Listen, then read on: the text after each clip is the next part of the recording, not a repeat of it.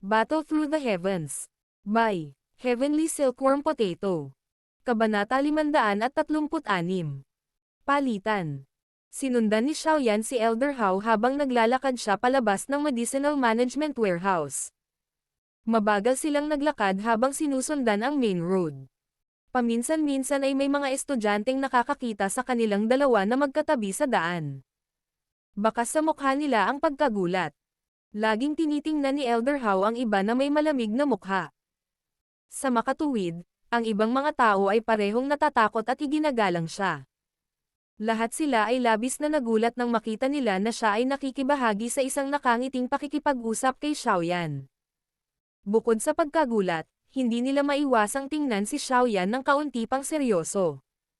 Malinaw na alam ng lahat ang awtoridad ng mga elder na ito sa loob ng Inner Academy.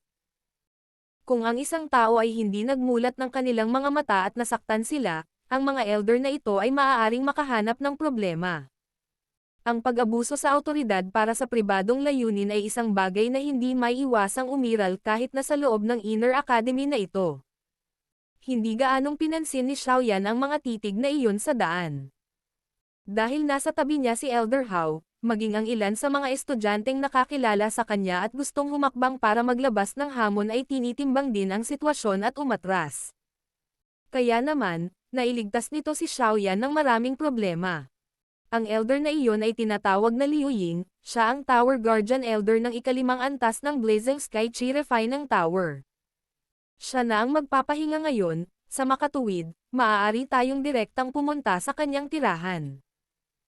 Sinabi ni Elder Hao kay Xiaoyan ang ilan sa mga bagay na nauugnay sa elder na iyon habang nasa daan. Bahagyang tumango si Xiaoyan nang marinig niya ito. Masasabi mo lang ang layunin ng iyong pagbisita kapag nakita mo ang taong iyon. Kahit na medyo malakas ang kanyang ugali, hindi mo kailangang matakot sa kanya. Wala siyang gagawin sa iyo. Napangiti si Xiaoyan. Nag-isip siya sandali bago nagtanong. Mayroon ba itong si Elder Liu na espesyal na gusto niya? Natural na kailangan ni Xiaoyan na tumugon sa gusto ng Elder kung gusto niyang matagumpay na makuha ang Rank 6 Monster Core mula sa mga kamay ng kausap. Ano ang gusto niya? Dapat mong malinaw na maunawaan na kapag naabot mo ang isang klase na tulad namin, napakahirap na ilipat tayo gamit ang mga ordinaryong mahahalagang bagay. Sa halip, ang ilan sa mga bagay na maaaring makatulong sa aming pagsasanay ay may napakalaking atraksyon sa amin. Bagamat ang taong iyon ay maramo, siya ay labis na nahuhumaling sa pagsasanay. Kung magagawa mong kumuha ng isang bagay na makikinabang sa kanyang pagsasanay, sa palagay ko ay dapat siyang maakit. Ipinahayag ni Elder Hao ang kanyang iniisip. Isang bagay na pakikinabangan niya sa kanyang pagsasanay. Mahinang ungol ni Xiaoyan. Maaari ko bang malaman kung ano ang pagkakaugnay ng Chi method na ginagawa nitong Elder? Fire Affinity. Dahil dito medyo lumakas ang init ng ulo niya. Sagot ni Elder Hao at ngumiti. Fire Affinity. Ngumiti si Xiaoyan at bahagyang tumango. Mayroon na siyang maliit na pangunawa sa loob ng kanyang puso. Hindi maiwasan ni Elder Hao na medyo matigilan nang makita niya ang ugali ni Xiaoyan. Talaga bang nakapaglabas ang lalaking ito ng isang bagay na magpapagalaw sa kuripot na matandang iyon?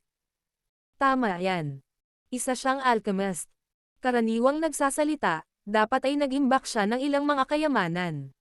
Habang nag-uusap silang dalawa sa daan, hindi nila namalayang nakalapit na sila sa inner region ng Inner Academy. Ang lugar na ito ay ang tirahan ng Inner Academy Elders and Instructor. Tahimik at payapa ang kapaligiran. Ito ay maraming beses na mas mahusay kaysa sa hostel ng mga mag-aaral. Ito ay walang kakaiba. Sa malakas na lakas ng mga elder na ito, ang pagtrato sa kanila ay natural na hindi maihahambing sa mga estudyanteng tulad nila. Dumaan sila sa isang luntiang lugar bago unti-unting pinabagal ni Elder Hao ang kanyang mga yapak makalipas ang ilang sandali. Sa wakas, huminto siya sa isang bahay na ganap na gawa ng emerald green na kawayan. Ang Elder Leon na ito ay talagang marunong magsaya. Hindi maiwasan ni Xiaoyan na makaramdam ng pagtataka sa kanyang puso nang makita niya ang bahay na kawayan na ito. Si Elder Hao sa kanyang harapan ay nagtaas ng kanyang kamay at kakatok na sana sa pinto ng isang malakas at naiinip na boses ang lumabas mula sa likod ng pinto. Pumasok ka na lang kung gusto mo. Bakit kailangan mong kumatok sa pinto? Gusto mo ang makalumang pamamaraan na ito? Hindi ba maaari kang maging mas direkta? Isang mapait na tawa ang pinakawalan ni Xiaoyan nang marinig niya ang mga salitang ipinadala mula sa loob ng bahay. Noon lang niya naunawaan kung bakit sinabi sa kanya ni Elder Hao na direktang ipahayag ang layunin ng kanyang pagbisita. Maliwanag, ito ay isang taong walang pasensya. Hindi niya tatanggapin ang isang taong kumausap sa kanya ng paikot-ikot. Walang naramdaman si Elder Hao sa sandaling ito. Itinulak niya ang pinto na para bang sanay na siya at pumasok habang may ngiti sa kanyang mukha habang sinasabi niya. Elder Liu, may kasama ako at natatakot akong kailangan mong makita siya. Sino ito? Sinundan din ni Xiaoyan si Elder Hao at pumasok sa bahay. Gayunpaman, nagkataon siyang nakakita ng isang matanda na nakasuot ng pulang damit na naglalakad sa bahay. Sa sandaling ito, medyo nanlalabo pa ang mata ng matandang inaantok. Mukhang nakatakas lang siya sa kanyang pagtulog. Wika niya habang naglalakad at nakataas lang ang ulo kapag nasa harap na siya ng bahay. Nang lumingon ang kanyang tingin sa binata na hindi malinaw ang hitsura dahil sa liwanag mula sa kanyang likuran, hindi napigilan ni Elder Liu na sumimangot at sinabing, Brat, saan ka nang galing? Huwag mong sabihin sa akin na ikaw ay pinalayas ng ilang elder sa Blazing Sky Chi Refining Tower at gusto kong pumunta ako at makiusap para sa iyo. Binabati ng estudyanteng si Xiaoyan si Elder Liu. Bahagyang ngumiti si Xiaoyan, humakbang pasulong at nagsalita ng magkadikit ang mga kamay. Xiaoyan. Iyong Xiaoyan na kayang magpino ng isang tier 5 na gamot na tableta. Tumugon lang si Elder Liu nang walang malasakit na tunog sa simula. Kung tutuusin, napakarami na niyang nakitang mga estudyante na nagpunta rito para humingi ng awa at tamad na rin siyang maabala sa kanilang mga reklamo. Gayunpaman, medyo nagulat siya nang marinig niya ang medyo pamilyar na pangalan. Ang kanyang tingin ay nagmamadaling lumipat sa mukha ni Xiaoyan habang ibinuka niya ang kanyang bibig at nagsalita ng may pagtataka. Ngumiti si Xiaoyan at tumango. Hindi niya inasahan na ang kanyang katayuan bilang isang alchemist ay lubhang kapaki-pakinabang. Maging ang elder na ito ay nagmamadaling nagbago ng kanyang ekspresyon nang marinig ang kanyang pangalan. Hihihi. Kilalang kilala ang pangalang ito. Umupo ka. Anong dahilan mo para hanapin ako? Ngumiti si Elder Liu at ikan-away ang kanyang kamay kay Xiaoyan. Umupo siya sa upuan bago bumalik sa kanyang naiinip na karakter habang pinipilit niyang nagtanong. Bahagyang iniling ni Xiaoyan ang kanyang ulo kay Elder Hao at nakipagpalitan ng tingin sa kanya nang marinig niya ito. Ang huli ay naglahad ng kanyang kamay, na nagpapahiwatig na si Xiaoyan ang kailangang humawak sa natitirang mga bagay. Walang magawang tumango si Xiaoyan at nag-isip sandali. Ginamit niya ang ilang pagpapasya sa kanyang mga salita bago siya ngumiti at sinabing. Sa pagkakataong ito, naparito ako upang hanapin si Elder Liu higit sa lahat dahil ang maliit na ito ay kasalukuyang may pagkukulang. Nagkataon, si Elder Liu ang nagmamay-ari ng bagay na ito. Si Xiaoyan ay tiyak na magbibigay ng malaking gantimpala kung ipinangako ni Elder Liu na ipagpalit ang bagay na ito sa aking maliit na bagay. May kulang. Medyo nagulat si Elder Liu. Hindi nagbago ang kanyang ekspresyon habang inilapag niya ang tasa ng tsaa sa kanyang kamay at sinabing. Ano iyon? Sabihin mo sa akin. Hindi ako tatanggi hanggat hindi ito isang napakahalagang bagay. Isang rank 6 na Water Affinity Monster Core. Casual na binanggit ni Xiaoyan. Creak. Ang mga salita ni Xiaoyan ay tumunog lamang nang ang tasa ng tsaa sa kamay ni Elder Liu sa kanyang harapan ay hindi makalaban sa biglaang pagtaas ng lakas. Sa isang malinaw na tunog, ito ay naging isang tumpok ng mga fragment. Ubo. Umubo ng mahina si Elder Hao sa gilid. Talagang tiningnan ng taong ito ang bagay na iyon bilang kanyang buhay. Mukhang magiging mahirap para kay Xiaoyan na makuha ito sa pagkakataong ito. Itong random na chismosa ang nagsabi sa'yo na mayroon akong rank 6 monster core, tama ba? Pinunasan ni Elder Liu ang mga bakas ng tubig sa kanyang kamay at tinitigan si Elder Hao. Bagamat ang unang elder ay tahimik na ipinaalam sa kanila na alagaan si Xiaoyan, Hindi naman nila siya kailangang pangalagaan sa ganoong lawak, hindi ba? Ang Rank 6 Monster Core ay isang bihirang bagay kahit gaano pa ito mailagay. Bukod dito, ang bagay na ito ay isang bagay na nakuha niya pagkatapos ipagsapalaran ang kanyang buhay noon. Paano niya ito madaling ibigay sa iba? Hayagan kong sasabihin sa iyo na hindi ko ibibigay ang Rank 6 Monster Core sa sinuman. Hindi mo dapat sayangin ang iyong pagsisikap. Sa pagtatangkang alisin ang pag-iisip na ito ni Xiaoyan, ang unang pangungusap ni Elder Liu ay napakatibay. Walang magawang umiling si Elder Hao. Lumilitaw na walang gaanong pag-asa para sa paraan ngayon. Hihihi.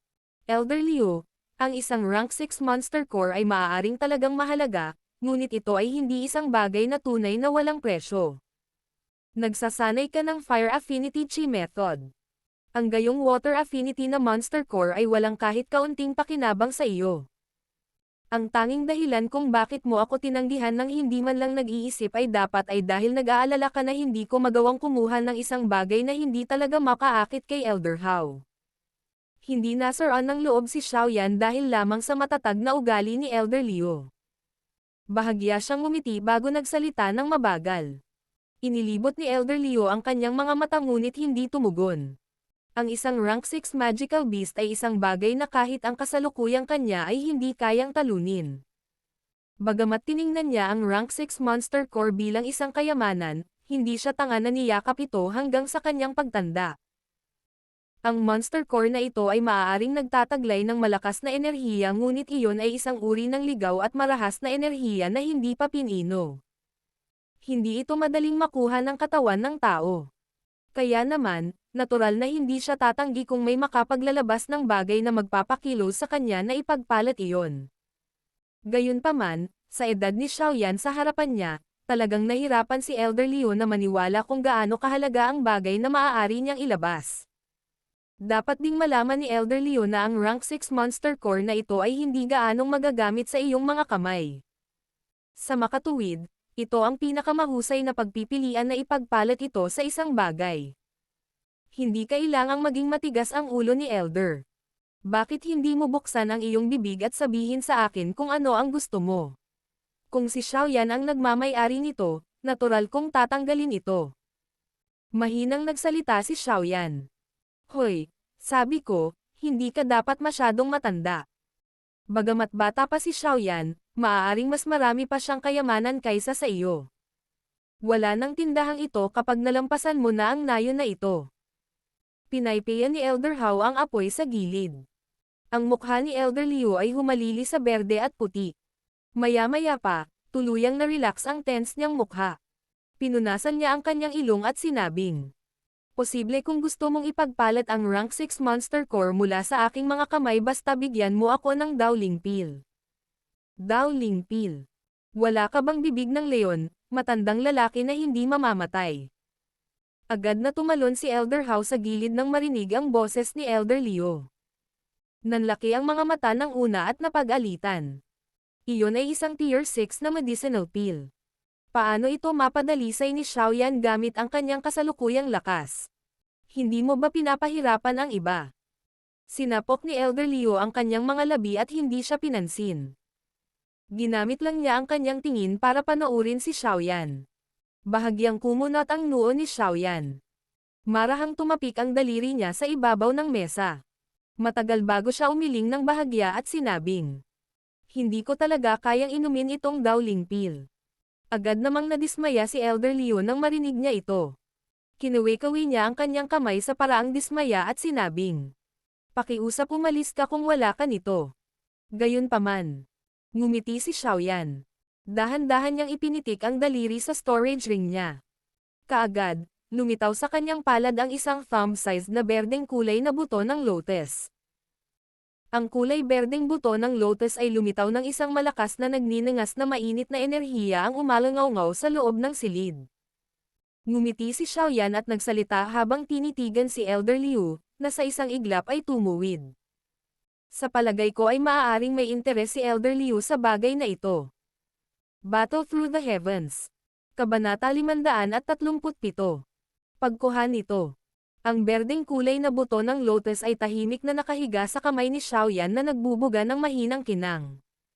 Bagamat ito ay medyo maliit, ang malakas na mainit na enerhiya na nilalaman nito ay naging dahilan upang maging ang mga mukha ni Elder Liu at Elder Hao ay napuno ng pagtataka. Ang berdeng kulay na lotus seed na ito ay ang karagdagang item na nakita ni Xiaoyan noong hinahanap ang Green Lotus Core Flame sa loob ng Great Tiger Desert, ang Ground Fire Lotus Seed. Ang ganitong uri ng Fire Lotus Seed ay pinagsama-sama at nabuo mula sa Fire Affinity Energy pagkatapos ng mahabang panahon. Sa makatuwid, lubos itong nakinabang sa mga nag-practice ng Fire Affinity na Daoqi. Noon, nakakuha si Xiaoyan ng kabuoang 11 Ground Fire Lotus Seed. Siya mismo ang nakainom ng isa. Kaya naman, 10 na lang ang natira sa kanya. Noong kakakuha pa lang ni Xiaoyan ng Fire Lotus Seeds, sinabi sa kanya ni Yao Lao na dapat niyang subukan ang lahat para iwasang ibunyag ito sa harap ng iba. Kung hindi, baka magkaroon siya ng maraming problema sa walang ibang dahilan maliban sa pagpukaw ng kasakiman ng ibang tao. Iba na ang mga bagay ngayon. Sa kasalukuyan, si Xiaoyan ay hindi na kasing liit na Daoshi noon. Marami ring trump card na mayroon siya ngayon. Kahit nahaharapin niya ang isang elite na si Dao Wang, magagawa ni Xiaoyan na umatras ng isang piraso. Bukod dito, siya ay kasalukuyang nasa loob ng Inner Academy, at hindi kailangang mag-alala na ang mga elder na ito ay tahimik na aatake sa kanya dahil lang sa gusto nila ang kanyang mga gamit. Tahimik ang kapaligiran sa loob ng silid. Ang bahagyang mainit na pagbabago-bago ng enerhiya ay lumilitaw na lumikha ng mahinang mainit na hangin sa loob ng silid. Ang mga mata ni Elder Liu ay direktang tumitig sa Ground Fire Lotus Seed. Lalong tumindi ang ningning sa kanyang mga mata. Kung maa-absorb niya ang lahat ng malakas na enerhiyang ito, malamang na ang kanyang lakas, na matagal nang hindi nakakakita ng anumang paggalaw, ay muling magkakaroon ng pag-unlad. Isang mabigat na buntong hininga ang pinakawalan niya sa kanyang puso. Talagang hindi inaasahan na talagang nakapaglabas si Xiaoyan ng gayong kayamanan.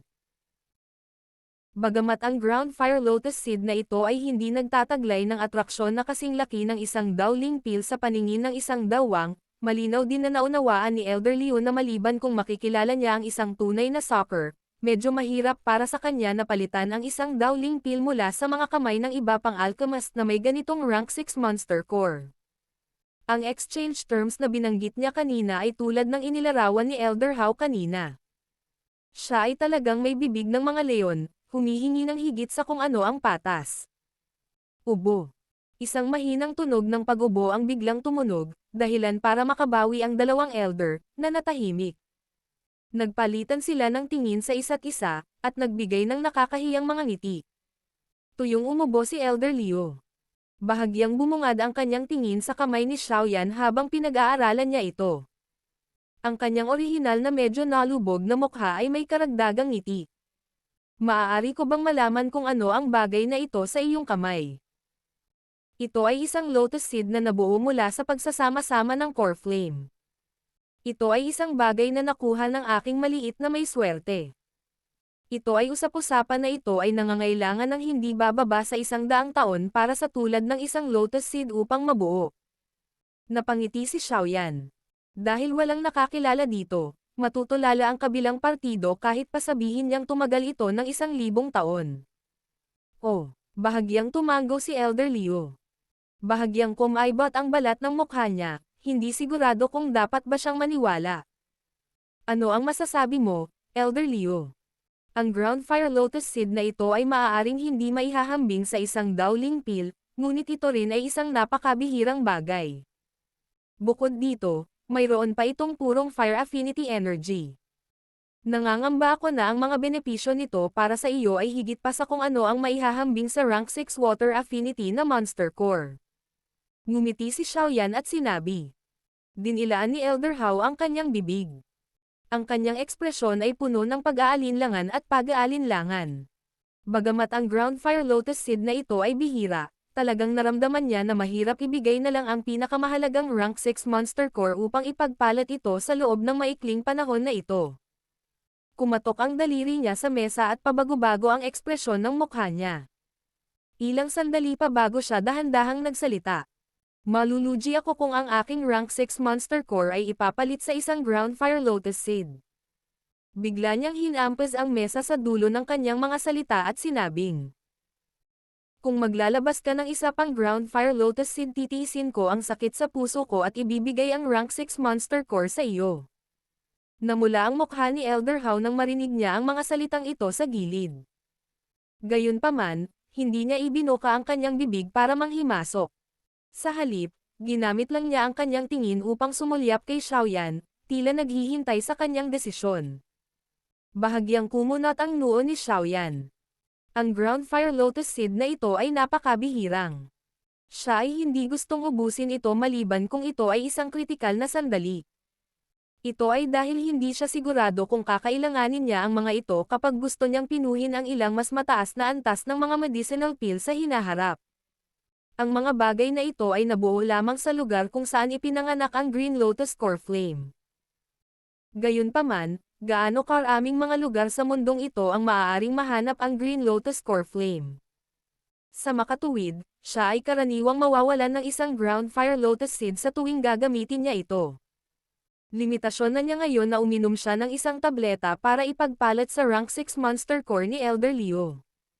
Si Xiaoyan naman ang makaramdam ng sakit kung magdadagdag siya ng isa pa. Maswerte lang akong nakakuha ng isang ground fire lotus seed. Elder Liu, talagang pinapahirapan mo ako kung gusto mong magdagdag ako ng isa pa. Napabuntong hininga si Xiaoyan at umiling. Dahan-dahan niyang binawi ang kanyang palad at pinanatili ang ground fire lotus seed. Sa hitsura nito, talagang may balak siyang talikuran ang transaksyong ito.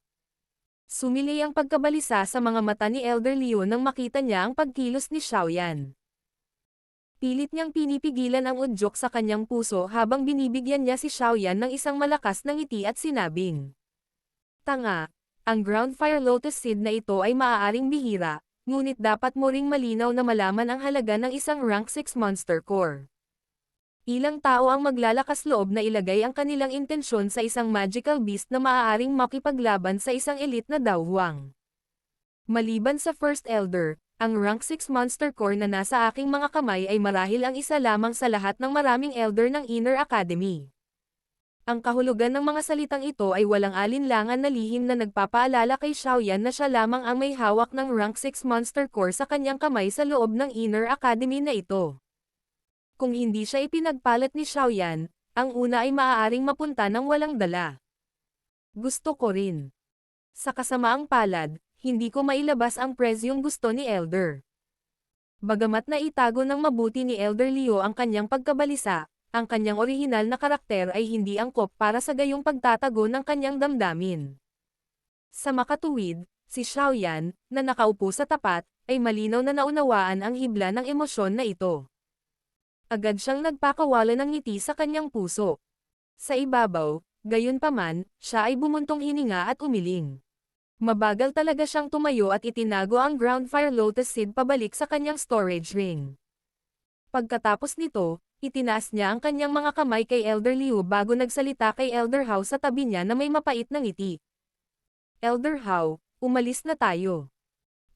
Kalimutan mo na. Okay lang na hindi mo ito mapapalitan. Mamaya, tutulungan kitang magtanong sa First Elder. Walang magawang tumango si Elder How habang siya ay tumayo at kinausap si Xiaoyan. Naningkit ang mga mata ni Elder Liu, na nakaupo sa tabi niya, nang marinig ito. Bahagya siyang nagalit habang tahimik na nagmumura. Nang makita niyang tumalikod na si Xiaoyan at aalis na sana, sa wakas ay hindi na niya ito nakayanan pa. Nagmamadali siyang tumayo at sinabi, "Munting kaibigang Xiaoyan, huwag kang magmadaling umalis. Maaari tayong magpatuloy sa pag-uusap." Tumigil sandali ang mga yapak ni Xiaoyan. Sa wakas ay nakahinga ng maluwag ang kanyang puso nang marinig niyang ibinuka ni Elder Liu ang kanyang bibig. Bahagyang ibinaling niya ang kanyang ulo, para lamang makita ang ngiti sa mukha ni Elder How at agad siyang nagulat. Talagang naunawaan ni Elder How ang pagiging walang pasensya ni Elder Liu. Sa makatuwid, pinaypayan niya ang apoy. Nagpakita ng pasasalamat si Xiaoyan kay Elder How. Noon lamang siya tumalikod at nagsalita ng walang magawa sa kanyang mukha. Elder Liu, Hindi naman sa ayaw kong makipagpalitan ngunit hindi ko talaga kayang maglabas ng pangalawang Ground Fire Lotus Seed. Bahagyang namula ang mukha ni Elder Leo. Gusto niyang makuha ang Ground Fire Lotus Seed na iyon, ngunit nakaramdam ng sakit sa puso sa halaga ng Rank 6 Monster Core. Medyo natahimik siya agad. Matapos makipagpunyagi sa ganitong paraan sa loob ng ilang sandali, sa wakas ay bumantong hininga siya sa dismayadong paraan at sinabi. Mabuti na huwag kang magdagdag ng isa pang Ground Fire Lotus Seed. Gayunpaman, kailangan mong ipangako sa akin ang isang bagay. Ano ito? Maingat na tanong ni Xiaoyan. Tulungan akong pinuhin ang isang Dragon Strength Pill. Napabuntong hininga si Elder Leo. Hindi siya nasisiyahan na kumuha lamang ng isang Ground Fire Lotus Seed. Sa makatuwid, tiyak na dapat siyang makakuha ng iba pa. Saka lamang magiging balanse ang kanyang puso. Pinuhin ang isang Dragon Strength Pill. Ha? Natuwa si Xiaoyan sa loob ng kanyang puso nang marinig niya ito. Sa panlabas, gayunpaman, siya ay nag-alinlangan saglit bago nagsalita. Sige. Gayunpaman, ayon sa mga tuntunin, si Elder Leo ay dapat maghanda ng mga sangkap para sa pagpipino ng mag-isa. Ikaw. Ang kuripot mo. Agad na hinaypa ni Elder Leo ang kanyang balbas na medyo galit nang marinig niya ang mga salita ni Xiaoyan. Gayunpaman, pagkatapos magmura ng malakas, bigla siyang nawalan ng gana. Kumaway ang kanyang kamay, sinabi niya. Sige, mag-isa kong ihahanda ang mga sangkap na panggamot. Munting bata, napakakuripot mo. Hindi ba maaaring maging mas mapagbigay ang isang kabataan? Hindi ako maaaring maging mas mapagbigay dito. Kahit ako mismo ay hindi makakalap ng lahat ng sangkap na kailangan para pinuhin ang Dragon Strength Pill, saan ko sila hahanapin para tulungan kang pinuhin ito? Bulong ni Xiaoyan sa kanyang puso. Ang Dragon Strength Pill na ibinigay niya kay Elder Hao ay pino mula sa mga sangkap na panggamot na inihanda mismo ng huli. Bagamat hindi maihahambing ang mga sangkap na ito sa Ground Fire Lotus Seed, bihira pa rin ang mga ito. Malamang na kailangan niyang mag-aksaya ng maraming oras kung pupunta siya at hahanapin sila ng mag-isa. Isang liwanag ang sumilay mula sa storage ring sa kamay ni Elder Leo. Isang malaasol na kristal na katawan na kasing laki ng kamao ang lumitaw sa kanyang kamay. Kasunod ng paglitaw ng asher-colored na kristal, ang orihinal na tuyong silid ay agad na naging medyo sariwa at malamig pati na rin medyo basa-basa. Pinunasan ni Elder Leo ang malaasol na kristal na katawan na ang hugis ay hindi pare-pareho, ayaw makipaghiwalay dito. Ilang saglit pa, nagdikit ang mga ngipin niya at marahang inilapag sa mesa. Sabi niya, kunin mo, kunin mo. Ang mga mata ni Xiaoyan ay matamang nakatitig sa kulay asul na kristal sa mesa. Ang bahagyang kinang na ibinubugan nito ay banayad at hindi tumatagos sa mata. Malabo pang ang maririnig ng isa ang maliit na tunog ng alon na umaalingaw-ngaw mula sa kristal na katawan. Tahimik na umusbong ang init sa puso ni Xiaoyan. Hindi nagbago ang ekspresyon niya nang humakbang siya pasulong.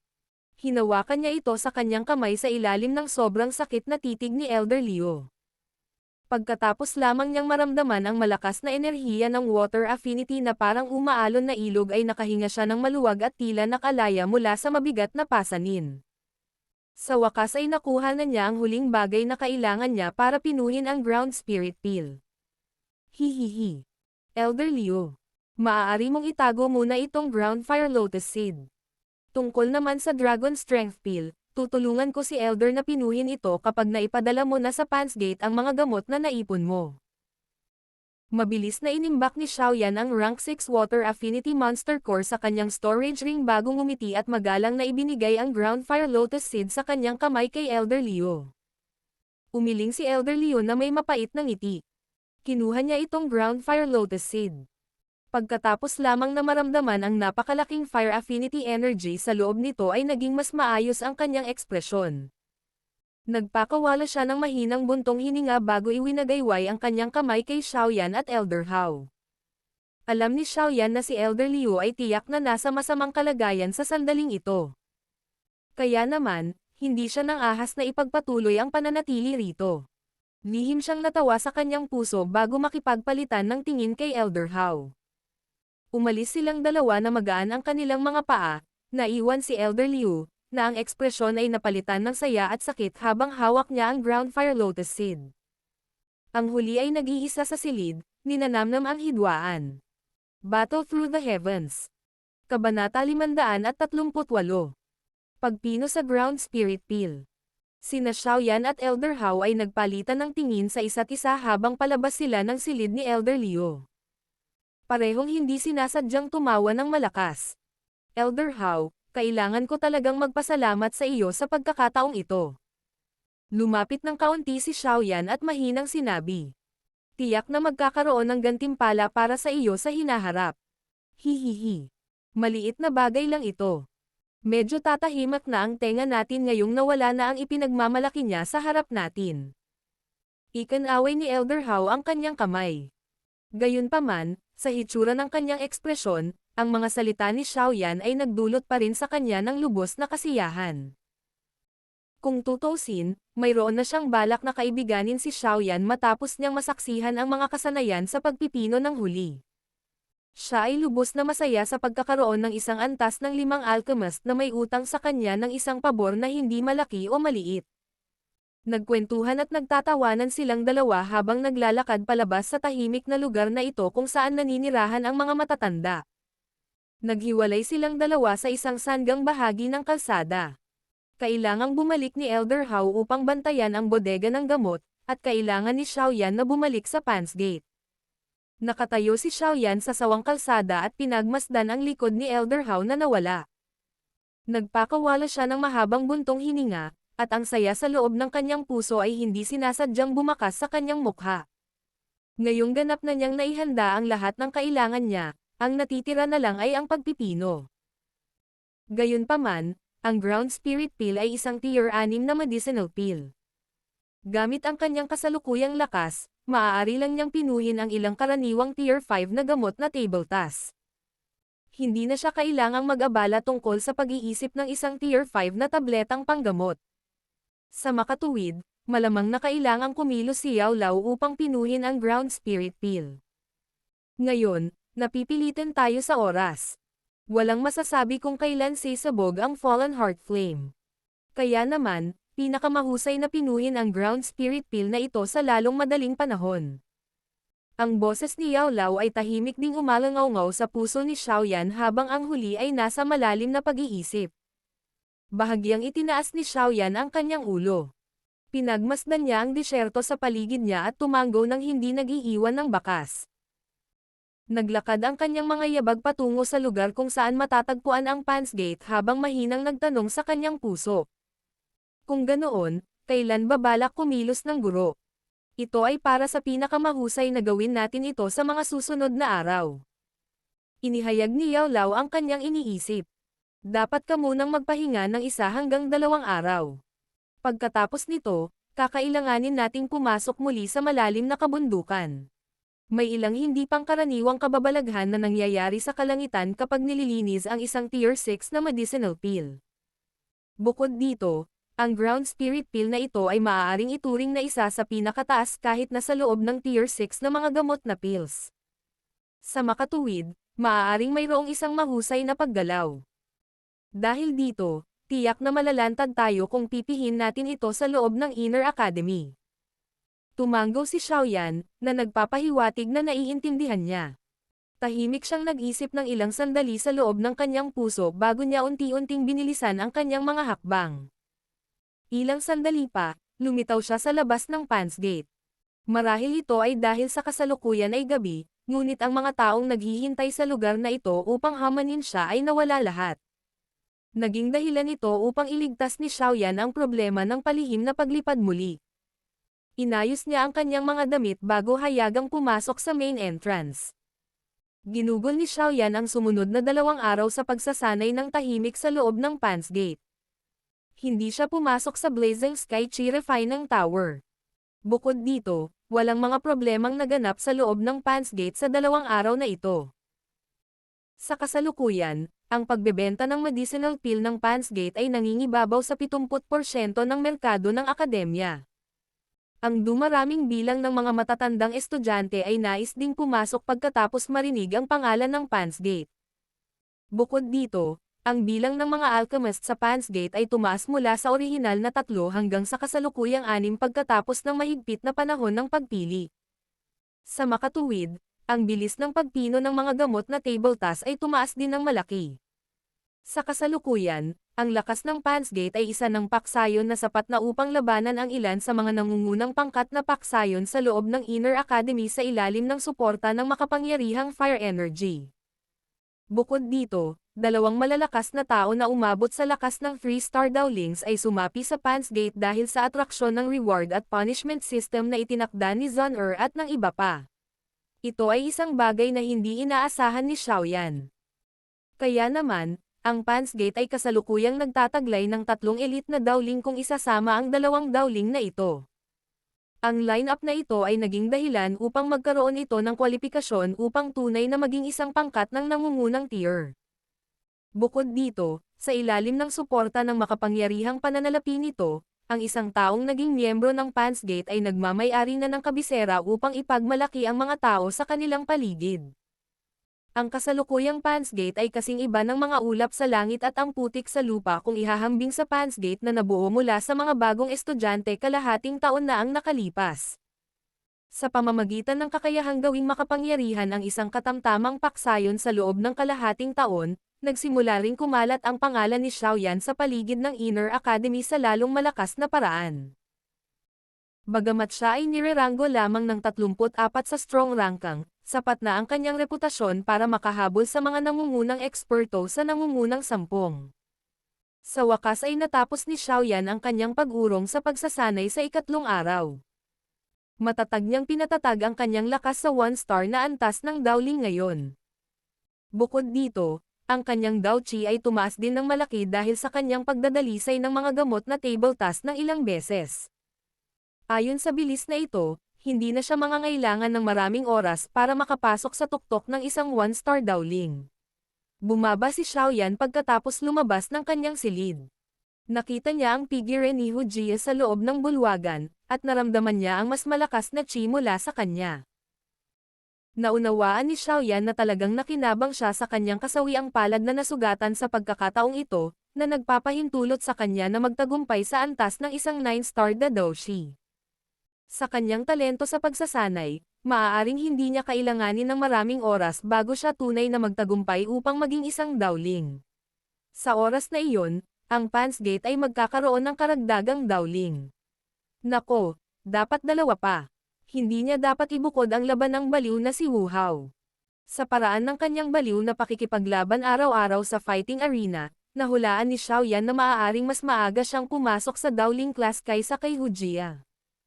Pumasok si Xiaoyan sa bulwagan at walang ingat na kumain ng almusal.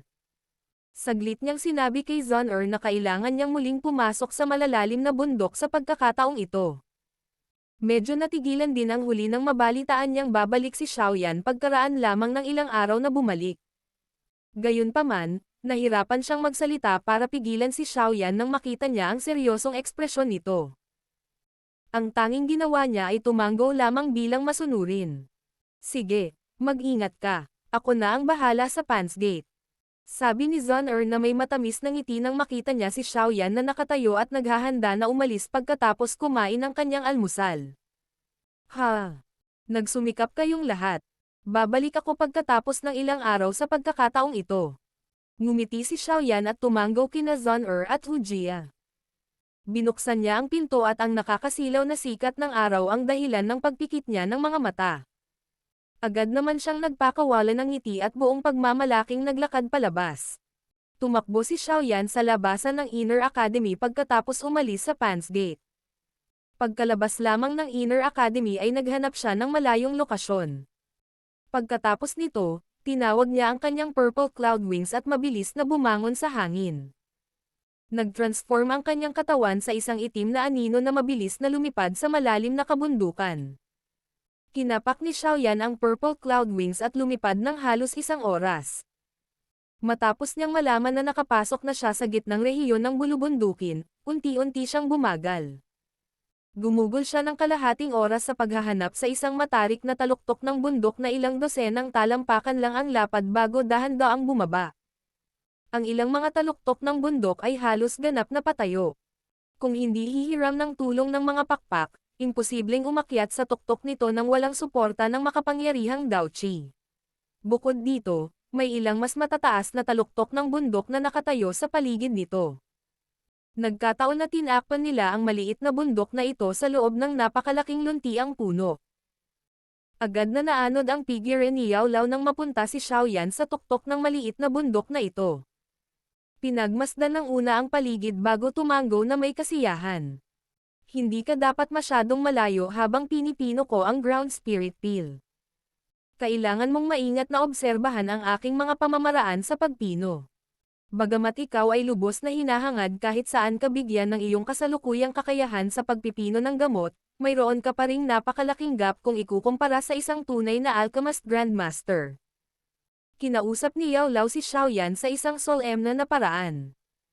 Oo, nagmamadaling tumanggaw si Xiaoyan nang marinig niya ito. Ang kakayahang obserbahan ang isang alchemist grandmaster na nagpino ng isang medicinal pill ay isang bagay na maaaring makaharap ng isa, ngunit hindi maaaring hilingin. Napakalaking benepisyo nito para sa kanya. Siyempre, kailangan mong lumayo sa hindi likas na kababalaghan kapag nabuo ang tableta. Kung hindi, magiging mahirap kung hindi ka sinasadyang nasugatan. Naka-crossleg si Yao Lao sa damuhan habang nagpapaalala. Muling tumanggaw si Xiaoyan. Ilabas ang mga sangkap na panggamot. Ang ekspresyon ni Yao Lao ay unti-unting naging solemn na habang siya ay huminga ng malalim na hangin at nagtuturo. Mabilis na inilabas ni Xiaoyan ang ilang napakabihirang sangkap na panggamot mula sa kanyang storage ring nang marinig niya ang tagubilin ni Yao Lao. Inayos niya ang mga ito sa harapan niya. Sa isang iglap, isang masaganang panggamot na halimuyak ang tumakip sa maliit na tuktok ng bundok na ito. Kapag ang isang tao ay huminga ng malalim, ito ay naging sanhi ng isang pakiramdam ng kalmado at kasiyahan. Ang mga tingin ni Yao Lao ay dahan-daang dumaan sa ilang mga sangkap na panggamot. Bahagyang tumanggo siya bago iwinagayway ang kanyang kamay kay Xiaoyan. Automatikong natanggal ang sinaunang madilim na itim na singsing sa kamay ng huli. Sa wakas, lumutang ito sa harap ni Yao Lao. Ang singsing na kulay itim ay kumikinang at kumikislap. Kaagad, isang 5 talampakan ang taas, maitim na medicinal cauldron ang biglang lumitaw.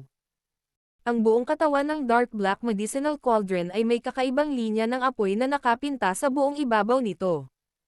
Sa isang sulyap, ang mga apoy na iyon ay tila may katalinuhan. Bahagya silang gumalaw na tila mga buhay na nilalang. Ang hitsura ng medicinal cauldron na ito ay naging sanhi ng paglaway ng bibig ni Xiaoyan. Noon, nakita niya si Yao Lao na tinawag ito noon. Gayunpaman, siya ay karaniwang isang baguhan noon. Paano niya malalaman ng husto kung gaano kahalaga ang medicinal cauldron na ito sa loob ng alchemist world? Black Demon. Kailan ko makukuha ang isa sa mga medicinal cauldrons na ito na nasa Heavenly Cauldron Rankang? Malabo ang tingin ni Xiaoyan habang pinagmamasdan ang maitim na medicinal cauldron na may pambihirang aura. Puno ng pagnanasa ang tono niya habang nagsasalita. Ang mga medicinal cauldrons na ginamit niya noon ay mga tambak na basura kung ihahambing sa Black Demon na ito. Tiningnan ni Yao Lao ang kumikinang na mga mata ni Xiaoyan at umiling, hindi alam kung tatawa o iiyak. Sinabi niya. Ang ganitong uri ng medicinal cauldron na nakarank sa loob ng Heavenly Cauldron rank ay nagtataglay ng ilang espiritualidad. Bukod dito, naglapat din ako ng espiritual na imprint sa Black Demon na ito. Sa kasalukuyan, hindi mo ito magagamit. Maaalis ko ang espiritual na imprint kapag mayroon akong katawan na maaaring mag-host ng isang espiritu. Magagamit mo ito ng random. Nagpakawala ng nakakalokong tawa si Xiaoyan. Sige. Magsisimula na ang refinement. Muting kapwa, huwag kang magambala. Natawa si Yao Lao. Unti-unting naging seryoso ang mukha niya.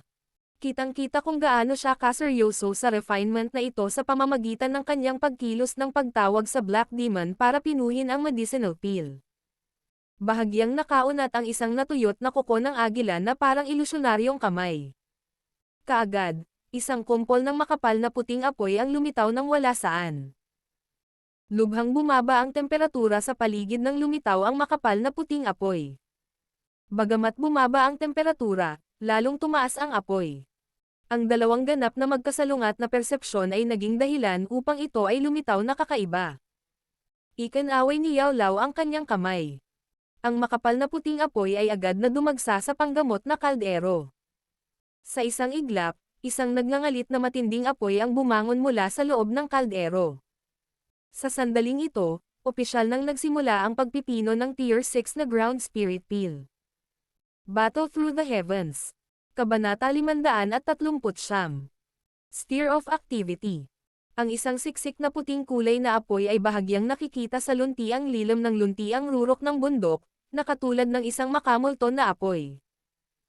Seryoso ang ekspresyon ni Yao Lao habang pinagmamasdan niya ang mabilis na pagtaas ng siksik na puting apoy sa loob ng medicinal cauldron.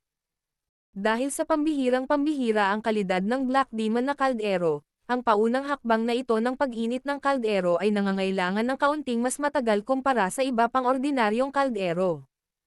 Gayunpaman, ang mga kakayahan ni Yao Lao sa pagpipino sa gamot at ang antas ng kanyang kontrol sa bone-chilling flame ay natural na nagbigay daan sa kanya upang talikuran ang kinakailangang karagdagang oras na ito.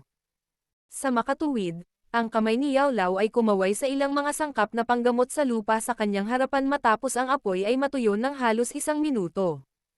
Kaagad, ang nagninangas na pulang flame core Ganoderma ay dahan-daang lumipad at sa wakas ay itinapon sa panggamot na kaldero. Sa sandaling pumasok ang flame core Ganoderma sa medicinal cauldron, nilamon ito ng makapal na puting apoy na parang isang gutom na lobo na sumusulpot sa pagkain nito. Sa isang iglap, ang una ay nagsimulang matulin na nalalanta. Ang mga mata ni Xiaoyan ay matamang tumitig sa loob ng medicinal cauldron. Bagamat ang apoy sa loob ng kaldero ay nagliliyab, naramdaman niya na ang temperatura ng apoy ay pinigilan ni Yao Lao sa isang napakatumpak na antas. Sa makatuwid, ang apoy na ito ay maaaring lumitaw na mabangis, ngunit hindi nito sinunog ang flame core Ganoderma hanggang sa ito ay naging abo. Sa halip, sa ilalim ng unti-unting pagkalanta, ang kulay dugo na maliliit at makakapal na patak ng tubig ay tumulo mula sa loob ng flame core Ganoderma. Sa wakas, gamulong sila pababa sa ibabaw at nasuspine sa apoy, paulit-ulit na gamulong at lumiliko. Kasunod ng paulit-ulit na pag-ihaw at mga patak ng tubig na may kulay na dugo na tumutulo, ang nagninangas na kulay pula na ibabaw ng flame core Ganoderma ay mabilis ding umatras. Pagkaraan ng ilang sandali, ang flame core Ganoderma ay ganap na nabago sa isang lantang kulay abo. Sa sandaling ito, ang medicinal strength essence na nakapaloob sa loob nito ay ganap na natanggal ng apoy. Kaya naman, ang orihinal na katawan nito ay naging isang walang kwentang scrap. Ikinaway ni Yao Lao ang kanyang kamay. Ang lantang flame core Ganoderma ay mabilis na lumabas mula sa medicinal cauldron. Sa wakas, damapo ito sa damuhan sa gilid. Ito ay naging isang tumpok ng kulay abo na uling sa sandaling ito ay damapo sa lupa, at nakakalat sa hangin. Siya ay talagang isang alchemist grandmaster. Ang pamamaraan ng pagpipino na ito ay malayo sa kung ano ang maihahambing ko. Tahimik na pinuri ni Xiaoyan habang nakatingin sa lupang may uling. Talagang ganap niyang sinunog ang sangkap na panggamot noong pinipino niya ang mga sangkap na panggamot noong nakaraan. Hindi ito maiuugnay sa bangis ng apoy. Sa halip, masasabi lamang na ang antas ng kanyang kontrol sa apoy ay hindi patunay na umabot sa tugatog. Sa pamamagitan lamang ng kakayahang kontrolin ang temperatura sa sandaling ang gamot na sangkap ay tunay na nalanta at ang kakayahang itapon ang mga natuyong labi mula sa nakapagpapagaling na kaldero ng madali tulad ni Yao Lao, ang isa ay masasabing may tunay na perpektong kontrol. Isang kumpol ng pulang dugo na likido ang gamulong at umiikot sa loob ng medicinal cauldron. Para lang itong patak na kulay dugo. Ang kulay dugo na likidong ito ay ang nakapagpapagaling na kakanyahan ng lakas na nagmula sa paunang pagpipino ng flame core Ganoderma. Ang lakas na nakapaloob dito ay napakalaki kaya't hindi nakapagsalita ang isa. Matapos ang pagsasama-sama ng likidong ito na pula ang dugo, ang likidong ito ay hindi tahimik na sumunod sa pagpipino tulad ng mga gamot na pinino ni Xiaoyan noong nakaraan. Sa halip, maraming mga sinulid ng dugo ang lumawak. Isang napakalakas na enerhiya ang nakapaloob sa mga hibla ng dugo. Kapag ang bawat sinulid ng dugo ay tumama sa panloob na dingding ng kaldero, maglalabas ito ng maraming malinaw na tunog ng pagbangga ng metal. Sa ilalim ng random na banggaan ng mga sinulid ng dugo na ito, maging ang medicinal cauldron ay bahagyang nanginginig. Nagulat si Xiaoyan habang pinagmamasdan niya ang makakapal na mga galami ng dugo na pinaputok ng paputok sa loob ng medicinal cauldron. Hindi niya napigil ang masapak ang kanyang bibig. Talagang karapat-dapat itong maging isang sangkap na panggamot na kailangan upang pinuhin ang isang tier 6 na tabletang panggamot. Talagang nagtataglay pa ito ng kakayahang gumanti. Sa hitsura ng lakas ng mga hibla ng dugo na ito, malamang na ang mga ordinaryong medicinal cauldron na ginamit ni Xiaoyan ay higit na makakayanan ang ilang mga tama bago ito mapuno ng mga butas. Ang marahas na pagdalaw ng mga hibla ng dugo na ito ay hindi naging sanhi ng pagbabago sa ekspresyon ni Yao Lao. Mahina niyang iwinagayway ang kanyang kamay at ang makapal na puting kulay na apoy sa loob ng medicinal cauldron ay biglang tumaas. Ang mga sinulid ng dugo na iyon ay tila nabigla nang madikit sila sa apoy, dahil nagmamadali silang umatras. Sa ganitong paraan, ang orihinal na nakapak na mga thread ng dugo ay ganap na pinigilan sa kumpol ng pulang likido sa ilalim ng malaking sukat na pagkubkob ng apoy. Ang likido ay hindi na nang ahas na basta-basta sumisingil sa ilalim ng mapag-imbot na tingin ng nakapaligid na apoy. Puff! Isang kumpol ng makapal na puting apoy ang naghiwalay. Sa wakas, nasuspine ito sa ibaba ng likidong kulay dugo. Habang tumataas ang apoy, nagpakawala ito ng sobrang init na temperatura. Sa isang iglap, nagsimulang kumulo agad ang ibabaw ng likidong kulay dugo. Maraming maliliit na bula ang nabubuo. Habang nabubuo ang mga bula, agad na tumaas ang mga butil ng napakalamlam na kulay abo na usok. Ang usok na ito ay naglalaman ng mga dumi sa loob nito. Upang pinuhin ang isang mahusay na kalidad na tabletang panggamot, dapat naganap na alisin ang mga dumi na ito. Kung hindi, maaaring mahirapan ang isa sa pagbuo ng isang tableta dahil sa saturation ng mga impurities na ito. Ang pag-aalis ng mga dumi ng mga ordinaryong sangkap na panggamot ay maaaring mangailangan ng higit sa 10 minuto. Gayunpaman, malinaw na ang flame core Ganoderma ay hindi kabilang sa kategoryang iyon. Sa makatuwid, naglalabas lamang ito ng mga dumi sa matamlay na paraan kahit na may napakalakas na heavenly flame tulad ng bone-chilling flame na nag-iiho dito. Sa huli, kailangan talaga ng apoy na iiho ito ng higit sa 10 minuto bago ito dahan-daang maglalabas ng tipak ng kulay abong usok. Ang gayong matigas na mga dumi ay naging dahilan upang si Xiaoyan, na nakatingin sa gilid, ay medyo hindi makapagsalita. Ito pa rin ang resulta na nakuha sa ilalim ng kontrol ni Yao Lao. Kung siya ang may kontrol, malamang na mag-aaksaya siya ng halos isang araw na oras sa pagpino lamang ng mga sangkap na panggamot. Ang Tier 6 na medicinal pill na ito ay talagang napakahirap pinuhin. Ang oras ng paghihintay ay lubhang mapurol. Gayunpaman, hindi hinayaan ni Xiaoyan ang kanyang sarili na magambala. Ang kanyang tingin ay hindi lumihis sa medicinal cauldron kahit isang beses sa loob ng halos 3 oras. Pagkatapos ng 3 oras na pagpipino, ang mga dumi sa loob ng kulay dugong likidong iyon ay tuluyang naalis. Ang kulay dugo na likido kasama ang lahat ng mga dumi nito ay hindi lamang naging mas bilog, ngunit ang kulay nito ay naging mas transparent din ng kaunti. Kung titingnan ito ng mabuti, makakakita pa nga ng mga bula na kumukulo sa loob. Medyo lumuwag din ang mukha ni Yao Lao nang matapos ang pagpipino. Dahan-dahan niyang pinitik ang kanyang daliri, at ang kumpol ng kulay dugo na likidong iyon sa loob ng kaldero ay agad na dumulas pagkatapos mabalot ng kumpol ng makapal na puting apoy. Sa wakas, ibinuhos ito sa isang bote ng jade kasama ng apoy. Medyo nagulat si Xiaoyan nang makita niya ang kakaibang paraan ng preserbasyon na ginamit ni Yao Lao.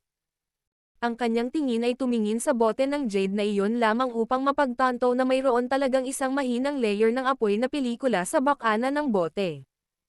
Agad naman siyang nagulat. Pagkaraan lamang ng ilang sandali ay naunawaan niya. Ang ganitong uri ng pag-iingat ay nagagawang pahintulutan ang panggamot na likido sa loob nito na mapanatili ang temperatura at kadalisayan tulad ng paglabas nito sa kaldero. Bukod dito, hindi ito madadopi ng mga dumi sa hangin. Gayunpaman, nangangailangan ito ng mataas na antas ng kontrol sa apoy ng isang tao. Ang bote ng jade ay malutong. Kung ang temperatura ay masyadong mataas, ang bote ng jade ay masusunog hanggang sa ito ay hindi masira at hindi ito masira. Oras, ito ay magiging sanhi ng pinong panggamot na likido upang maging ganap na walang halaga.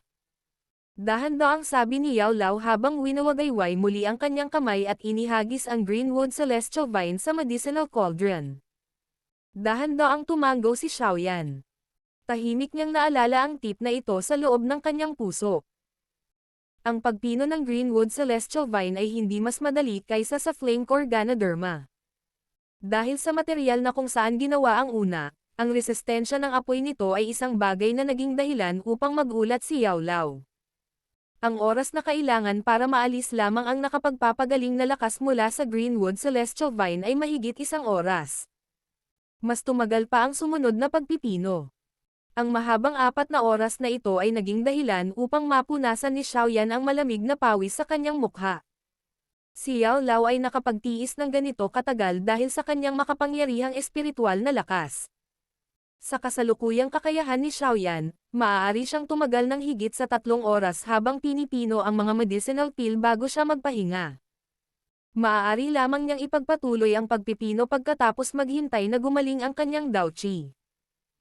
Natakpan na ng gabi ang buong bulubundukin sa oras na ang Greenwood Celestial Vine ay naging isang kumpol ng berdeng kulay na likido na napreserba rin sa isang bote ng jade. Ang makapal na puting apoy na nasa tuktok ng isang bundok ay medyo kapansin-pansin sa gitna ng kadiliman sa gabi. Si Yao Lao ay hindi nagpahinga kahit isang sandali matapos niyang tapusin ang pagpino sa Greenwood Celestial Vine. Muli niyang sinimulan ang pagpino ng Asparagus Ice Fire Fruit. Ang medyo pagod na mga mata ni Xiaoyan ay muling pinasigla ng enerhiya habang pinagmamasdan niya ang tense na ekspresyon ni Yao Lao. Muli siyang tumutok sa pagpipino.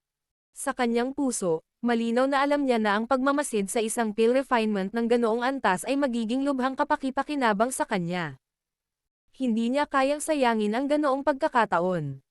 Ang oras na kailangan para pinuhin ang Asparagus Ice Fire Fruit ay katulad ng kailangan para pinuhin ang Greenwood Celestial Vine. Malalim na ang gabi nang matapos ang pagpipino. Ang mga bituin na kumalat sa kalangitan ay kumikislap, nagsabog ng mahinang liwanag. Dapat sabihin na ang pagpino ng isang baitang 6 na medicinal pill ay isang napakahirap at nakakapagod na trabaho. Ang pagpipino lamang ng mga sangkap na panggamot ay halos tumagal ng isang buong araw. Gayunpaman, maswerte na si Yao Lao ay may napakahusay na kakayahan. Hindi pa rin siya nagpakita ng kahit katiting na senyales ng pagod kahit na magpino sa isang buong araw na walang tigil. Sa kabilang banda, mayroon ng dark circle si Xiaoyan sa ilalim ng kanyang mga mata. Ang rank 6 na water affinity na monster core ay ganap ding pinino ni Yao Lao sa isang tumpok ng kulay asol na pulbos sa ikalawang araw. Ang segment na ito lamang ay naubos sa loob ng 10 oras ng oras ni Yao Lao. Ang paglaban ng rango 6 na monster core sa apoy ay higit sa 12-dosenang beses na mas matindi kumpara sa mga sangkap na panggamot na iyon.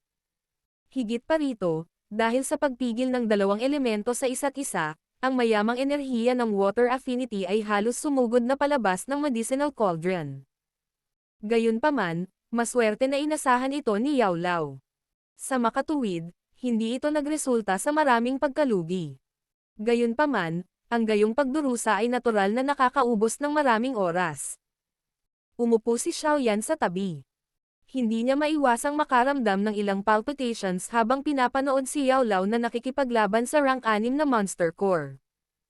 Kung siya ang gagawa nito, malamang na mahihirapan siyang supalan ang matigas na monster core na ito kahit na gumugol siya ng 3 hanggang 4 na araw. Higit pa rito, kung ito ay isang ordinaryong apoy na ginagamit, maaari pa itong mapatay ng mayamang enerhiya ng water affinity. Gayunpaman, gaano man kahirap ang proseso, natapos din sa wakas ang pagpipino. Sa ikatlong araw, ang pagtataboy ng ilang sangkap na panggamot, at ang pulbos mula sa monster core ay nagsimulang unti-unting hangina sa ilalim ng pag-ihaw ng bone-chilling flame na nagpatuloy sa araw at gabi. Sa pamamagitan nito, sa wakas ay nagsimula silang magsama-sama. Bagamat nagsasama, ang bilis nitong gawin ay parang pagong na gumagapang. Ito ay napakabagal na mahirap para sa isa na magtiis. Sa panahong ito, hindi napigilan ni Xiaoyan ang pag-idlip kahit na sa lakas ng kanyang pag-iisip. Ang fusing ay ang pinakamahalagang hakbang sa pagpipino ng medicinal pill. Hanggat ang isang tao ay nakagawa ng kaunting pagkakamali sa panahong ito, ang mga sangkap na panggamot na kanilang pinino ng may matinding kahirapan ay agad na susunugan. Sa makatuwid, kahit na may kakayahan si Yao Lao, hindi siya nang ahas na magambala sa hakbang na ito. Masyado siyang abala para mang-abala kahit na si Xiaoyan ay lihim na humihilik. Bagamat ang hakbang na ito ay lubhang mapanganib, maswerte na mayroong Yao Lao, na isang alchemist grandmaster, na kumokontrol dito. Sa makatuwid, hindi nangyari ang pinakamasamang sitwasyon.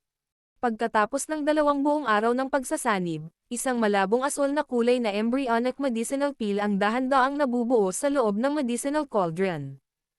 Sa sandaling nabuo ang embryonic medicinal pill na ito, malinaw na naramdaman ni Xiaoyan na ang enerhiya sa paligid niya ay biglang nag-iba-iba. Ang kalagayang iyon ay parang isang malaking bato na inihagis sa ibabaw ng isang tahimik na lawa kung saan gamulong ang napakalaking alon. Hindi man lang nagbago ang ekspresyon ni Yao Lao dahil sa pabago-bagong enerhiya sa labas ng mundo. Ang kanyang isip ay may sensinang nakatuon sa pagpapalit ng panggamot na tableta sa loob ng nakapagpapagaling na kaldero. Ang ganitong uri ng kritikal na sandali ay hindi pinahintulutan na siya ay bahagyang magambala. Kasunod ng pag-agos ng panahon, ang embryonic na hindi regular na hugis na mapatla asol na tabletang panggamot ay unti-unting naging bilog. Isang matingkad na liwanag ang lumabas mula sa loob nito, na nagdulot ng tableta hanggang sa ito ay naging parang isang kulay asol na hiyas. Sa sandaling ang medicinal pill ay nagsimulang magbuga ng maliwanag na ningning, si Xiaoyan ay medyo natigilan ng matuklasan na ang pabilog na medyo substance-like energy ripples ay nagsimulang paulit-ulit na lumabas sa lahat ng direksyon kasama ang medicinal cauldron sa gitna nito. Ang walang humpay na momentum na iyon ay napakaganda. Napalunok si Xiaoyan ng laway. Hindi niya inaasahan na ang tier 6 na medicinal pill na ito ay talagang lilikha ng ganito kalaking reaksyon kapag nabuo ito. Hindi katakataka na sinabi ni Yao Lao na dapat silang pumunta sa malalalim na kabundukan upang pinuhin ito. Kung ito ay nasa Inner Academy, malamang na maakit agad nito ang lahat mula sa loob.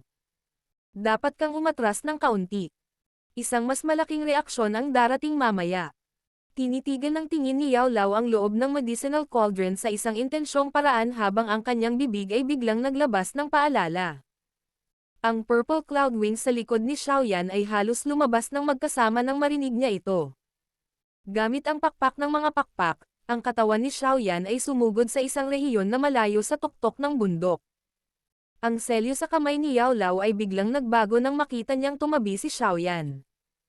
Isang mahinang sigaw ang kanyang pinakawalan sa kanyang bibig. Sa isang iglap, ang makapal na puting apoy sa loob ng medicinal cauldron ay biglang tumaas. Halos mapuno nito ang buong medicinal cauldron.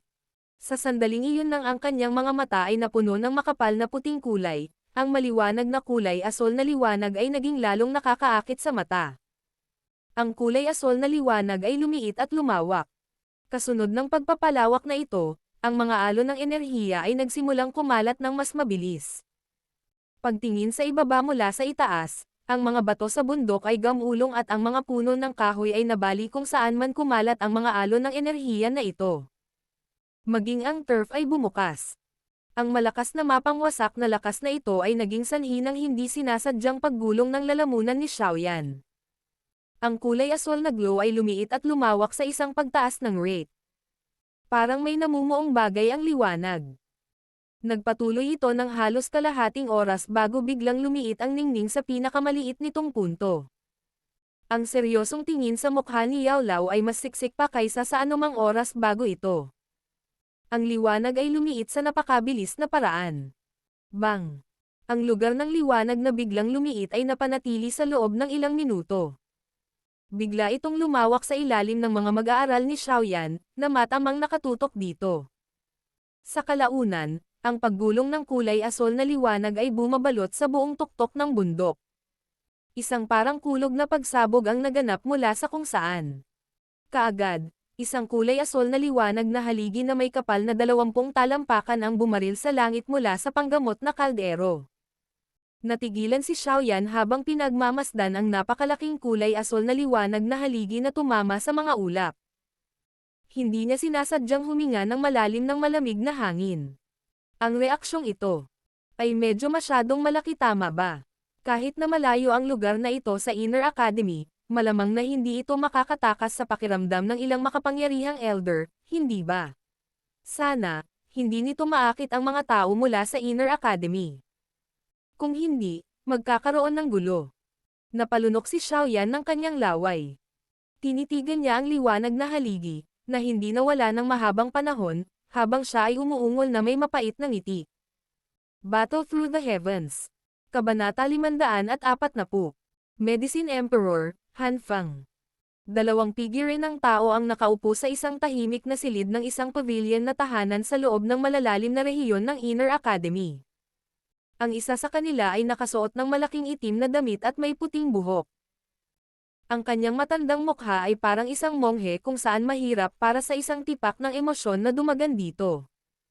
Nakapatong ang likod ng kanyang kamay sa may bintana habang pinagmamasdan ang malagang halaman sa labas. Pagkaraan ng ilang sandali, nagsalita siya sa walang malasakit na boses.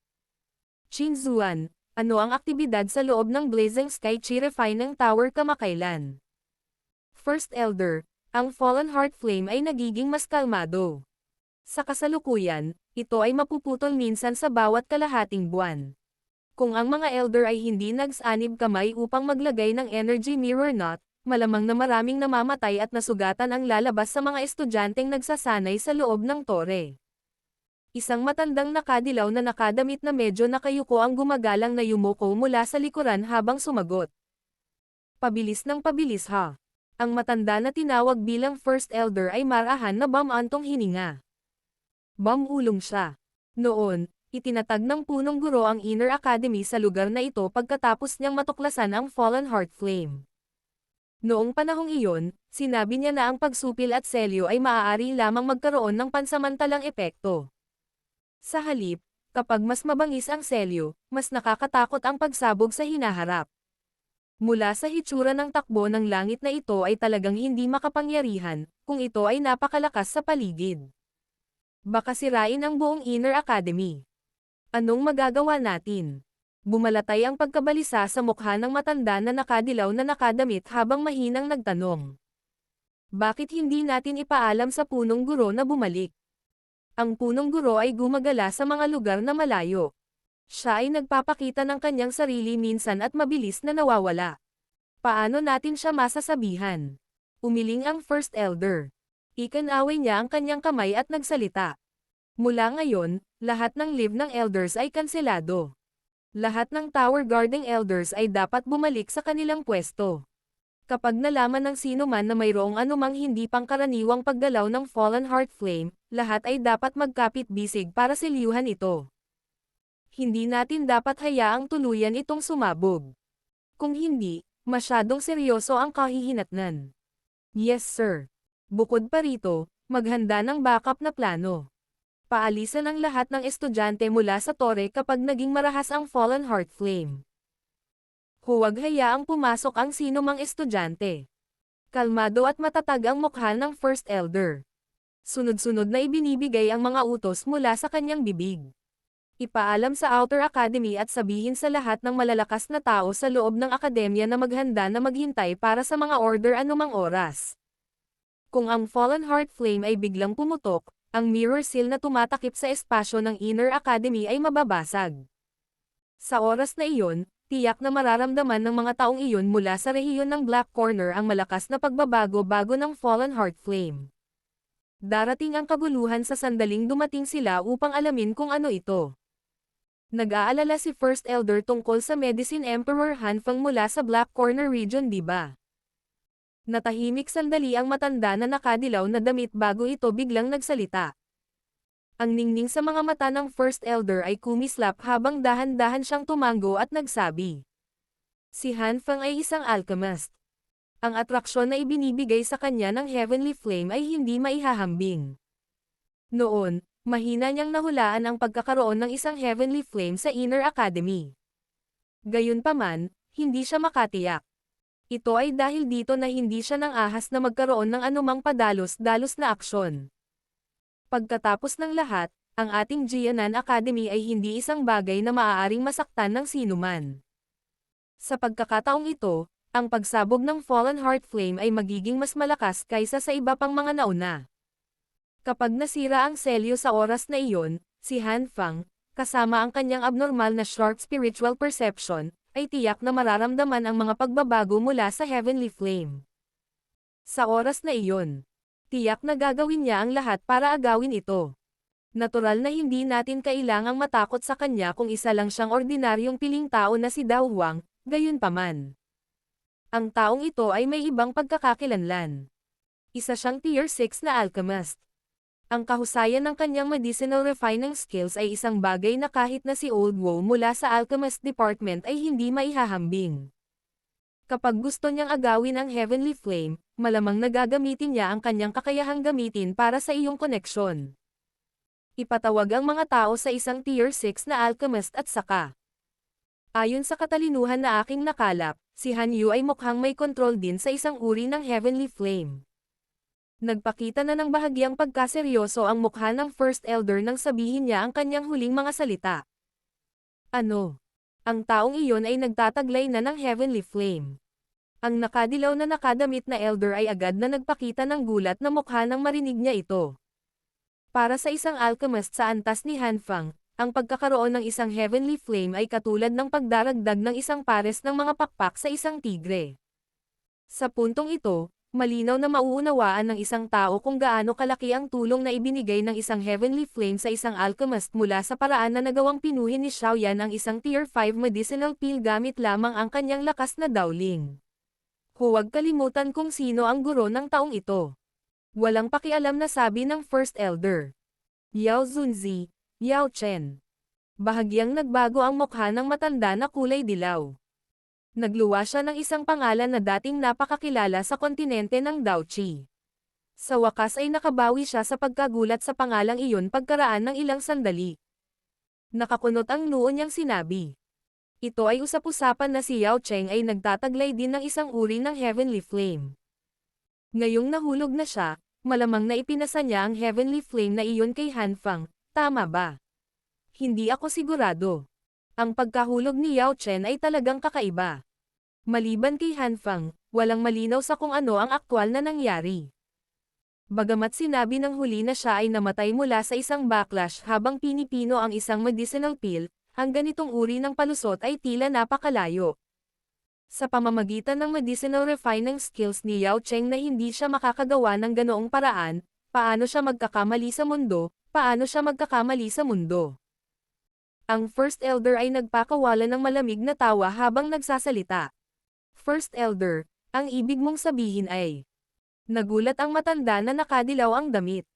Agad niyang hininaan ang boses habang nagtatanong. Sino ang nakakaalam? Nabalitaan ko na ang matandang kaibigan ni Yao Chen, si Feng Zunzi ay nag-iimbestiga sa ganitong paraan sa loob ng maraming taon. Sa palagay ko ay hindi siya naniniwala na si Yao Chen ay mamamatay sa isang kahina-hinalang paraan. Sumagot ang First Elder na may mas malalim na kahulugan na nakatago sa kanyang mga salita. Kaagad niyang iwinagayway ang kanyang kamay at sinabing, "Okay, ang mga bagay na ito ay walang gaanong kaugnayan sa atin. Sa kasalukuyan, ang pinakamahalagang bagay ay dapat nating higpitan ang ating pagbabantay laban kay Han Fang. Kung titipunin niya ang mga paksayon na iyon mula sa Black Corner region at makipagtulungan sa isa't isa, maging ang ating Jianan Academy ay magkakaroon ng sakit ng ulo. Oo, pupunta ako kaagad at aayusin ang bagay na ito." Tumanggo ang nakadilaw na nakadamit na elder habang nagsasalita. Bahagyang tumanggo ang First Elder bago biglang nagtanong. Tama, kumusta ang bagong estudyanteng iyon na nagtataglay din ng Heavenly Flame, si Xiaoyan, tulad ng kamakailan lamang? Hihihi. Bali-balita na pumasok siya sa malalalim na kabundukan para magsanay sa loob ng 2 buwan. Sa oras na bumalik siya, nakalusot na siya sa klase ng Daoling. Ang bilis ng pagsasanay na ito ay talagang hindi makapagsalita.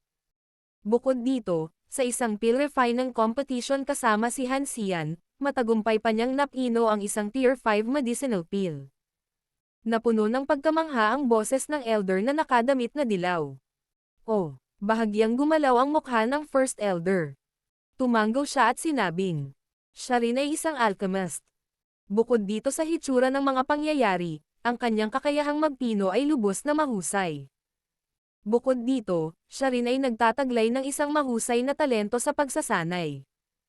Ito ay nasa loob ng pangangatwiran upang magkaroon ng ganoong bilis ng pagsasanay. Bigyan ng tagubilin na ang lahat ay dapat nasubukan ang kanilang makakaya upang hindi pahirapan ang maliit na batang ito. Hayaan siyang gawin ang gusto niyang gawin sa kanya sa hinaharap. Oo, muling tumanggo ang nakadilaw na nakadamit na elder. Sa huling beses na narinig nila ito ay nagtaka sila kung ano ang silbi ng isang feathering boy. Gayunpaman, mula nang lumabas ang balita na maaaring pinuhin ni Xiaoyan ang isang Tier 5 medicinal pill, ang opinyon ng mga elder na ito sa kanya ay nagbago ng malaki. Isang Tier 5 alchemist.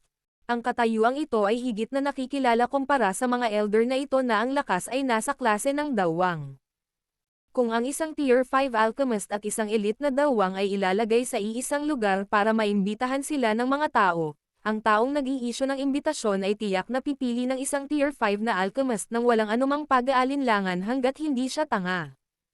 Bagamat ang huli ay malakas sa labanan, ang maliit na lakas na ito ay hindi man lang nagkakahalaga ng pagbanggit sa ilalim ng halaga na maaaring likhain ng isang alchemist. Ang lahat ng elder sa Inner Academy ay napakalinaw tungkol sa puntong ito. Umalis ka muna. Ipasa ang mga tagubilin ko sa bawat elder. Ikinaway ng First Elder ang kanyang kamay. Papaalis na sana siya sa nakadilaw na nakadamit na elder nang biglang nagbago ang ekspresyon nito. Ang sorpresa ay bumungad sa kanyang walang awang, matanda, at malabong mukha sa sandaling ito. Tumingin ang kanyang mga mata sa mga halaman sa labas ng bintana at direktang bumaril patungo sa malalim na bulubundukin sa di kalayuan. First Elder. Ang nakadilaw na nakadamit na elder ay hindi sinasadyang sumigaw sa hindi tiyak na paraan nang makita niya ang pag-uugaling ito ng First Elder. Sa kanyang lakas, imposible pa ring maramdaman ang napakalaking pag-alon ng enerhiya mula sa napakalayo. Napakalakas ng pag-alon. Magagawa lang ang aktibidad na ito sa pamamagitan ng medicinal pill na hindi bababa sa Tier 6. Isang liwanag ang sumilay sa mga mata ng First Elder. Ang kanyang mga titig ay tila nakakakita sa pagitan ng puwang sa kalawakan at pinag-aaralan ang isang tuktok ng bundok sa kalaliman ng mga bundok. Isang Tier 6 medicinal pill. Malaki rin ang ipinagbago ng ekspresyon ng nakadilaw na matandang nasa gilid. Siya ay sumigaw ng hindi sinasadya. Walang sino man sa loob ng Inner Academy na ito na maaaring magpino ng isang panggamot na tableta ng ganoong antas. Kailangan kong pumunta at tingnan. Dapat mong gawin ang iniutos ko. Isang taong kayang magpino ng isang Tier 6 na tabletang panggamot. Maaaring si Han Feng iyon. Ungol ng First Elder. Ang kanyang ekspresyon kaagad at biglang naging sobrang pangit. Ito ay isang bagay na malayo sa katiyakan kung ang isang napakalaking kaaway ay tahimik na pumuslit sa Inner Academy. Nang inig ang katawan ng First Elder nang tumunog ang kanyang boses. Sa oras na itinaas ng Elder na nakadilaw ang kanyang ulo, isang itim na kulay na after-image ay unti-unting nawawala sa kanyang harapan. Ang huli ay nagmamadaling itinaas ang kanyang ulo, at nakita ang isang malabong itim na anino na mabilis na lumitaw sa kalangitan. Sa sandaling natuklasan ng First Elder ang pagbabago-bago ng enerhiya sa loob ng malalim na kabundukan, bahagyang itinaas ng isang lalaki sa loob ng isang tahimik na pavilion house sa magulong rehiyon sa kabilang bahagi ng bulubundukin. Ang lalaki ay nakasuot ng kulay berde, mahabang manggas na damit na may natahing dahon ng maple sa likod nito, at ang direksyon kung saan iginuhit ang kanyang tingin ay ang mismong lugar kung saan biglang nagmula ang enerhiya. Ang mukha ng lalaking nakaberdeng damit ay medyo gwapo at namumukod tangi. Ang mahaba niyang itim na buhok ay nakalawit hanggang balikat. Lumilitaw din na may dala siyang kakaibang halimuyak na panggamot sa kanyang katawan, dahilan para hindi sinasadya ng mga tao na magkaroon ng pakiramdam na gustong mapalapit sa kanya. Ang pag-alon na ito. Ito ay isang bagay na lumilitaw kapag nabuo ang isang Tier 6 na medicinal pill. Mahinang ungol ng lalaking nakaberdeng damit. Ilang sandali pa, bahagyang kumunot ang noo niya at sinabing, Ang kabilang bahagi ng bulubundukin ay dapat ang lugar kung saan matatagpuan ang Jianan Academy. Ang matandang Wu kaya ang nagpino nito. Gayunpaman, sa kanyang medicinal refinement skills, mukhang mahihirapan siyang magpino ng Tier 6 medicinal pill, hindi ba? Huwag mong sabihin sa akin na ilang taon ko na siyang napagaling sa paggagamot. Ang pag-alo na ito ay nasa loob ng hangganan ng Jianan Academy at hindi madali para sa akin na pumunta at mag-imbestiga. Bagamat hindi ako natatakot sa mga kahihinatnan, magkakaroon ng ilang problema kung matuklasan ako ng mga matatandang iyon. Dahan-daang lumingon ang lalaking nakaberdeng damit habang umiiling. May sinaunang medicinal cauldron badge sa kanyang dibdib. Sa ibabaw nito, mayroong 6 na kakaibang gininto ang pagkutitap na bahagyang mga alon na tumusok sa mga mata ng mga tao hanggang sa makaramdam sila ng sakit. 6 na gintong linya. Ito ay isang bagay na isang Tier 6 na alchemist lamang ang may kwalipikasyong isusuot sa mundo ng alchemist. Itong lalaking ito na ang hitsura ay parang isang taong nasa 30s ay talagang nakapagsuot nito. Mayroon lamang isang tao na may ganoong kakayahan sa loob ng Black Corner region. Ang Medicine Emperor, Han Fang.